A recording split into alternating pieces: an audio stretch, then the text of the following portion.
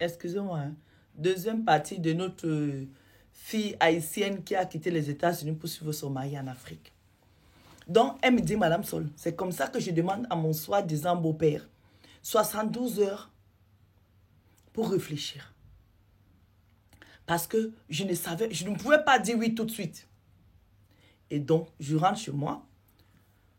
Ma meilleure amie, notre meilleure amie, vient chez moi. Elle arrive chez moi. Je lui dis, qu'est-ce que tu en penses? Elle me dit, il faut que tu trouves un avocat. Comme tu ne peux pas parler de ça avec les avocats de la société, les avocats de ton mari, il va falloir que tu trouves un avocat neutre qui ne connaît pas cette société, qui n'a rien à voir avec la société. C'est comme ça que je trouve un avocat qui me conseille de vendre comme je veux repartir aux États-Unis, Madame Sol, parce que quand mon mari est décédé, de toute façon, j'avais pensé repartir vivre aux États-Unis. Mais je pensais plus aux sociétés. Je disais, avec tout ce que mon mari a investi ici, peut-être que c'est mieux que je reste là sur place. Voir comment est-ce que les choses vont se passer. Mais là, ils ont anticipé mon départ, Madame Sol. Donc, mon avocat m'a conseillé de vendre et de repartir aux États-Unis. Que de toute façon, mon mari n'était pas propriétaire de tout ça. On l'a juste utilisé. Donc, Madame Sol, 4 jours après, je rappelle mon soi-disant beau-père. Je lui dis, beau-père, je vais vous vendre mes parts. Et je vais rentrer aux États-Unis. Il m'a demandé, t'es sûre, ma fille? Ce monsieur a osé m'appeler encore ma fille. Je lui ai dit, oui, papa, beau papa, je vais vendre. Je vais vous vendre mes 10%. Et je vais partir aux États-Unis avec mes enfants. Madame Sol, on a fait tous les papiers. Notre maison, je l'ai mis en vente. Parce que de toute façon, j'avais prévu de partir avec mes enfants n'allaient pas revenir ici. Alors donc, j'ai trouvé une agence pour vendre notre maison.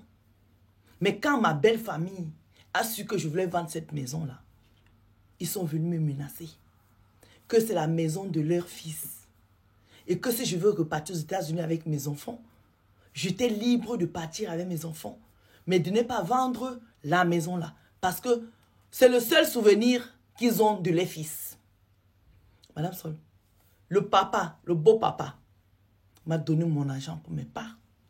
J'ai dit à ma meilleure amie de venir avec moi aux États-Unis. Elle a dit qu'elle ne pouvait pas parce qu'elle avait signé un contrat de 3 ans. Donc, elle est obligée de rester là jusqu'en fin de contrat. Mais Madame Sol, même elle, cette meilleure amie-là, ce n'est pas ce que je pensais. Ce n'est pas ce que je pensais. Alors, je suis entrée en litige avec mes beaux-parents. C'est la maison de mon mari. Je pouvais la vendre quand je veux, comme je veux. Mais vu qu'ils me prenaient la tête, ça m'embêtait un peu. À un moment, je voulais les laisser cette maison et partir. C'est ma meilleure amie qui me dit, ne laisse rien du tout. Tu vends ça, tu prends ton argent, tu vas acheter une maison avec l'argent des parts que tu as vendues, tu t'achètes une maison aux États-Unis pour tes enfants. Madame Sol, j'ai écouté son conseil. Je suis allée aux États-Unis parce que je n'ai pas pu vendre ma maison tout de suite. J'ai laissé ça à une agence. Je suis partie aux États-Unis, Madame Sol. Quand je suis arrivée aux États-Unis, 1 mois, 2 mois, 3 mois, 4 mois, notre fille aînée est décédée. Comme ça, un jour comme ça, je me réveille, mon enfant était sans vie dans le lit.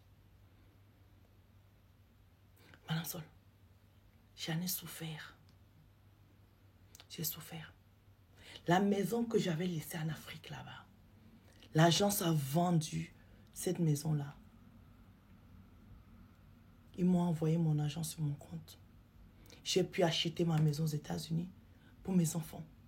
Madame Sol, au bout de 2 ans, j'ai perdu mes 3 enfants. Comme ça. Sans maladie, sans rien. Jamais un membre de ma belle famille n'a pris son téléphone pour m'appeler. Pour dire quoi que ce soit. Rien du tout, Madame Sol. J'ai mis mes enfants ici aux États-Unis.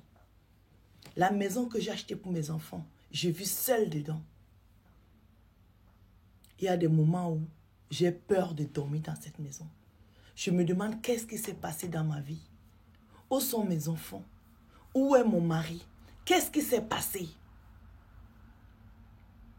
Madame Sol, je ne sais pas. Je ne sais pas ce qui s'est passé. Aujourd'hui, je ne peux plus sortir de chez moi pour aller travailler. Je ne vois plus mes amis. Ma meilleure amie a quitté son pays d'origine, elle est revenue aux États-Unis. Elle travaille ici. Même elle n'arrive pas à me faire sortir de la maison, Madame Sol.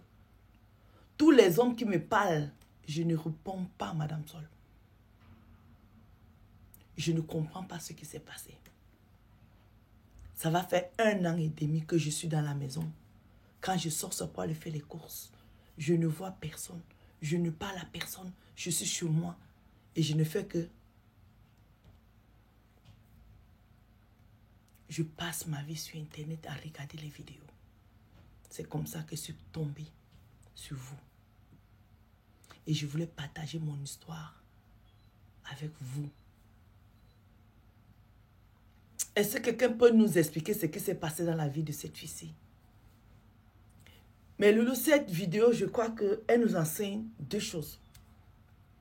C'est que parfois, l'instinct qu'on a là, je vous dis, dans la tête là, on a toujours 2 personnes. Personne n'est seul dans sa tête. Hein. Personne. Il y a toujours 2 personnes dans la tête. 2. Vous savez qu'il y a 3 cerveaux, non? Dans nos têtes là, il y a 3 cerveaux. Donc, il y a aussi 2 personnes dedans. Il y a une personne à gauche, une personne à droite. Parfois, il y a une personne qui te dit, sors, sors, sors. Celle qui te dit, ne sors pas. C'est elle qui voit. C'est elle qui sait pourquoi elle te dit, ne sors pas.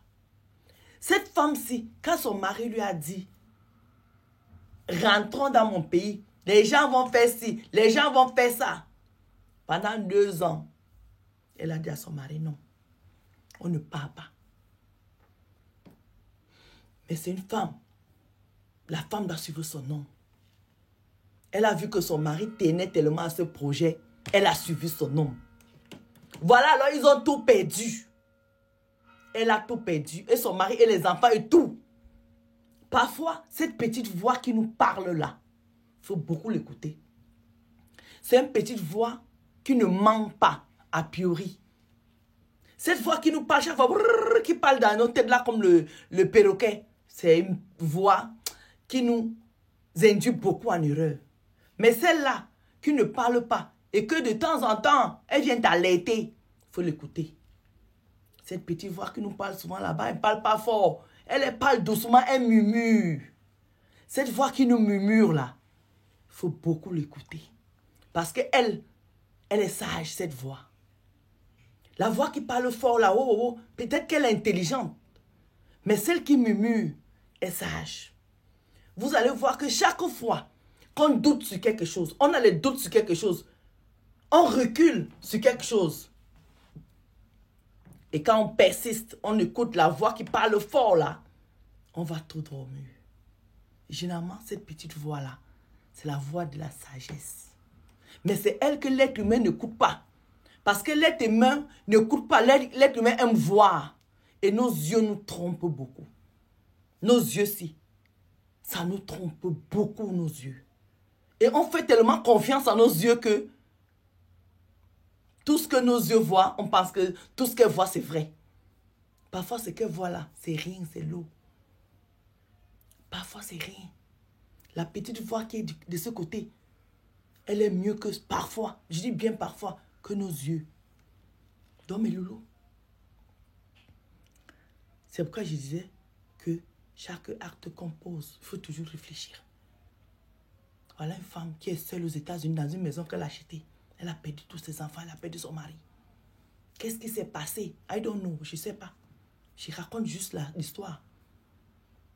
Comme il y a les analystes ici, les Congo sœurs, donnez le courage à notre sœur-ci, qu'elle sorte de sa maison, qu'elle reprenne sa vie en main. Parce que la vie, c'est comme ça. Il y a les hauts et les bas.